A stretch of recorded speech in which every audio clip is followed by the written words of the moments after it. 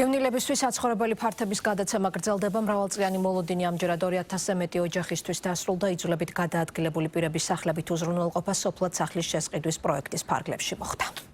დევნილობაში ვართ 33 წელია. გალიდან დევნილ ნათია არქანიას რამდენიმე წლიანი ლოდინის შემდეგ საკუთარი სახლი ექნება. სოფლად სახლის შესყიდვის პროექტის ფარგლებში მისი განაცხადი დაკმაყოფილდა. ახლა მან 6 თვის ვადაში ქმართან და 2 შვილთან ერთად მისთვის სასურველი სახლი უნდა შეარჩიოს, რომელსაც სახელმწიფო უყიდის. 2 თვის უკან იყვნენ, კომისია იყო და გუშინ დაგვიკავშირდნენ, რომ მოვხვდით პროგრამაში შესყიდვების თაობაზე. ვარჩიეთ სოფლად სახლი, იმიტომ რომ სოფელში ჩვეულები ვართ, გვიყვარს სოფელში ცხოვრება. სოფლად სახლის შესყიდვის პროექტის ფარგლებში საცხოვრებელს 200-ზე მეტი ოჯახი მიიღებს. შესყიდვისთვის გამოყოფილი თანხა ოჯახის სულადობის გათვალისწინებით განისაზღვრება. დავასრულეთ მორიგი კომისია დევნილებისთვის სახლების შესყიდვის პროგრამის ფარგლებში 200-ზე მეტ დევნილს ეთქვა თანხმობა. სოფლად სახლის შესყიდვა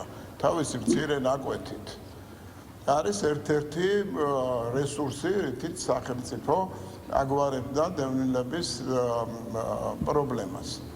Გასაკვირველია, ინტენსიური მუშაობა ამ მიმართულებით არ შეჩერებულა. თქვენ იცით, რამდენი სახლი აშენდა, მაგრამ სოფლად სახლის შესყიდვა არ არის მარტო ჰუმანიტარული არსის მქონე ბერკეტი, ეს არის სერიოზული პოლიტიკური გადაწყვეტილება სოფლის გასაძლიერებლად. სოფლად სახლის შესყიდვის პროექტმა ბოლო წლებში განსაკუთრებული მასშტაბები შეიძინა. ჯანდაცვის მინისტრის მოადგილე აცხადებს, რომ დევნილი ოჯახებისთვის სახლების შესასყიდლად წელს ბიუჯეტიდან გამოყოფილი თანხა გაორმაგდა და 70 მილიონს აღწევს. რამდენი განცხადებაც იქნება მომავალში შემოტანილი.